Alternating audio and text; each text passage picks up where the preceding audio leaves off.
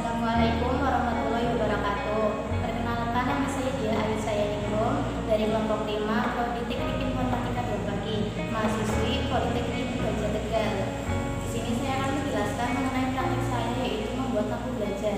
Maksud dari kelompok 5 membuat lampu belajar yaitu untuk menghemat biaya listrik dan sebagai pengganti lampu LED. Tujuannya yaitu untuk memenuhi tugas praktek elektronika dasar. Fungsi dari kelompok kami membuat lampu belajar yaitu untuk memperindah ruangan, menghemat listrik, dan untuk memanfaatkan barang-barang bekas.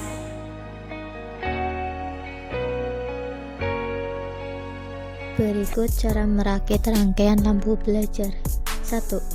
Siapkan kaleng bekas dan garis secara melingkar menggunakan spidol pada bagian atas dan bawah. 2.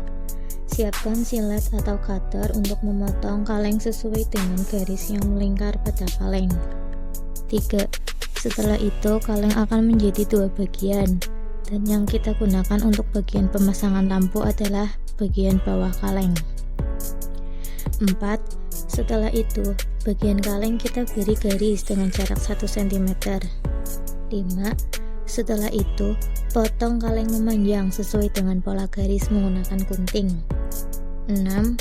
Renggangkan bagian kaleng yang sudah digunting seperti menyerupai kelopak bunga. 7. Kemudian bagian kaleng yang memanjang kita tekuk menyerong ke arah kanan. 8. Setelah itu, siapkan kawat dan lilitkan kawat pada ballpoint supaya membentuk per-peran. 9. Beri dua lubang pada kaleng yang sudah dibentuk pada bagian belakang kaleng. 10. Siapkan lampu LED dan beri penghambat pada bagian ujung keduanya supaya tidak terjadi korslet, karena lampu akan dipasang di bagian kaleng yang berbahan dasar aluminium seng. 11. Siapkan juga kabel kawat untuk menompang lampu belajar supaya tidak melengkung. 12. Siapkan juga kabel yang memiliki dua percabangan yang bernilai positif. 13. Setelah itu, masukkan lampu LED dan kaitkan antara lampu LED dengan kaleng. 14. Jangan lupa untuk setiap menyambungkan antara kabel dan kabel lainnya bisa menggunakan solasi hitam untuk menghindari resiko tersetrum. 15. Setelah itu, kaitkan antara kabel yang memiliki dua cabang dengan kabel LED. 16. Setelah semua rangkaian pada bagian kepala lampu belajar sudah dikaitkan, jangan lupa rekatkan pula kabel dua cabang dengan kabel kawat, serta lilitan kawat untuk menjadi badan lampu belajar supaya menjadi satu bagian. 17.